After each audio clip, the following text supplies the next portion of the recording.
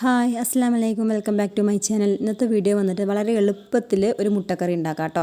അധികം വലിയ പണിയൊന്നുമില്ല, വേഗം നമുക്ക് ഉണ്ടാക്കിയെടുക്കാൻ പറ്റും. വീഡിയോ ആദ്യമായിട്ട് കാണുന്നവരാണെങ്കിൽ ലൈക്കും സബ്സ്ക്രൈബും ഷെയറും ചെയ്യാൻ മറക്കല്ലേ.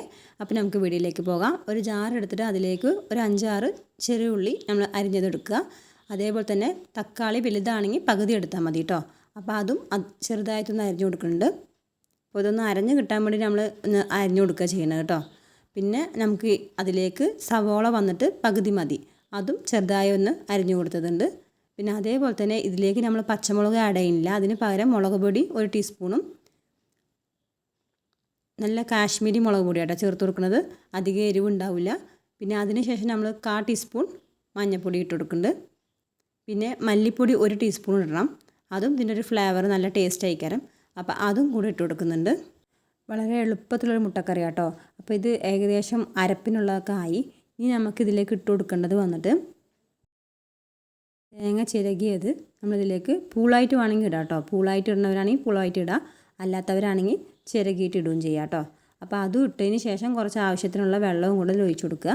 എന്നാലേ ഈ മിക്സ് നല്ല അരപ്പ് നല്ലപോലെ അരഞ്ഞ് കിട്ടുള്ളൂ. നല്ല പേസ്റ്റ് രൂപത്തിൽ അരഞ്ഞ് കിട്ടണം കേട്ടോ. അതിനുശേഷം നമുക്ക് ആവശ്യത്തിനുള്ള വെള്ളം കൂടെ ഇതിലേക്ക് ആഡ് ചെയ്ത് കൊടുക്കുക ചെയ്യുന്നത്. ഒരു 1/2 കപ്പ് വെള്ളം മതി കേട്ടോ. ഈ ഒരു കറി വന്നിട്ട് നമ്മൾ ബാച്ചിലേഴ്സിന് ഭയങ്കര യൂസ്ഫുൾ ആയിക്കാരം. കാരണം നമ്മൾ പെട്ടെന്ന് ഇത് ഭയങ്കര ഈസിയാണ്, അധികം ബുദ്ധിമുട്ടേണ്ട ആവശ്യമില്ല. കറി വെക്കാൻ അറിയാത്തവരായിട്ട് ഒരുപാട് പേരുണ്ടാവും കേട്ടോ ബാച്ചിലേഴ്സ്. അപ്പോൾ അങ്ങനെയുള്ളവർക്ക് ഇത് പെട്ടെന്ന് തന്നെ ഭയങ്കര എളുപ്പമായിട്ട് നമുക്ക് ഇത് ഉണ്ടാക്കാൻ പറ്റും. അപ്പോൾ നമ്മൾ നല്ല അരപ്പ് നല്ല പോലെ അരഞ്ഞ് കിട്ടിയിട്ടുണ്ട് കേട്ടോ. ഈ ഒരു കളറാണ് ഇതിൻ്റെ വരിക. ഇനി നമുക്ക് മൺചട്ടിയിലാണ് വെക്കുന്നത്. ഈ മൺചട്ടിയിൽ വെക്കുമ്പോൾ അതിന് ടേസ്റ്റ് ഒന്നും കൂടെ കൂടും കേട്ടോ. അപ്പോൾ അതിന് വേണ്ടിയാണ് മൺചട്ടിയിൽ വെക്കുന്നത്. അപ്പോൾ നമ്മൾ ചട്ടി ചൂടായ ശേഷം എണ്ണ ഒഴിച്ച് കൊടുക്കുക. അതിലേക്ക് ഉലുവ മാത്രം ഇടാൻ പാടുള്ളൂ കേട്ടോ. ജീരകം ഒന്നും ഇടാൻ പാടില്ല, ഉലുവ മാത്രം ഇട്ടിട്ട് പിന്നെ ചെറുതായി അരിഞ്ഞിട്ടുള്ള സവാളയും പച്ചമുളകും കൂടെ ഇട്ട് കൊടുക്കുന്നുണ്ട്. അതൊന്ന് ഫ്രൈ ആയി വരണം. ഇത്തിരി ചെറിയൊരു കളർ ചേഞ്ച് വന്നാൽ മതി. പിന്നെ ഈ പേസ്റ്റ് നമ്മൾ അതിലേക്ക് ഇട്ട് കൊടുക്കുക ചെയ്യുന്നത്, ഈ അരപ്പ് നമ്മൾ അതിലേക്ക് ഇട്ട് കൊടുക്കുക ചെയ്യുന്നത്, വേറെ ഒന്നും ചെയ്യണ്ട കേട്ടോ.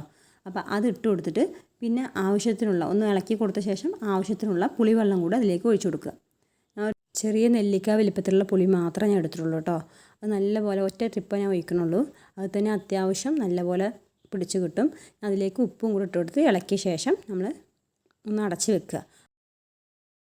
തിള വന്നതിന് ശേഷമാണ് നമ്മൾ മുട്ട ഉടച്ച് വയ്ക്കാൻ പാടുള്ളൂ കേട്ടോ. അപ്പോൾ ഞാൻ അവിടെ 3 മുട്ട മാത്രമേ എടുക്കുന്നുള്ളൂ. അപ്പോൾ അത്യാവശ്യം സ്പേസ് വേണം, അല്ലെങ്കിൽ കൂട്ടി പിടിച്ച് കഴിഞ്ഞാൽ ആ മുട്ട ഉടഞ്ഞു പോകാൻ സാധ്യത കൂടുതലാണ്. അപ്പോൾ അതുകൊണ്ട് ഇങ്ങനെ ചെയ്താൽ മതി. വിട്ട് ഇട്ട് കൊടുത്തിട്ട് നമ്മളൊന്ന് അടച്ച് ചെറിയൊരു സ്ലിമ്മിൽ അടച്ചു കൊടുത്ത് ചെറിയ ചൂടാകുമ്പോൾ അത് ഓഫ് ചെയ്യുകയും ചെയ്യാം കേട്ടോ. അടിപൊളി കറിയായിരുന്നു കേട്ടോ. നല്ല മുട്ടയൊക്കെ നല്ലപോലെ വെന്ത് കിട്ടിയിട്ടുണ്ട്.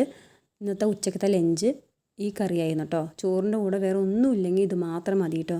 നല്ല അടിപൊളി ടേസ്റ്റാകും, വളരെ എളുപ്പമാണ്. എല്ലാവരും ട്രൈ ചെയ്ത് നോക്കുക. എല്ലാവർക്കും വീഡിയോ ഇഷ്ടപ്പെട്ടെന്ന് വിചാരിക്കുന്നു. വീഡിയോ ഇഷ്ടപ്പെടാൻ ലൈക്കും സബ്സ്ക്രൈബും ഷെയറും ചെയ്യാൻ മറക്കല്ലേ. അടുത്ത വീഡിയോ ആയിട്ട് വരാം. അസ്സലാമു അലൈക്കും.